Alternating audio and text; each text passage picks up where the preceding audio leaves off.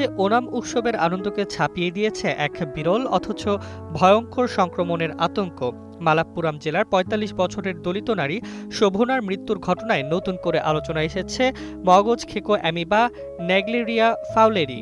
কয়েকদিন ধরে মাথা ঘোরা, উচ্চ রক্তচাপ ও জ্বরে ভুগে অবশেষে ৫ সেপ্টেম্বর ওনামের সবচেয়ে গুরুত্বপূর্ণ দিনেই তিনি মারা যান।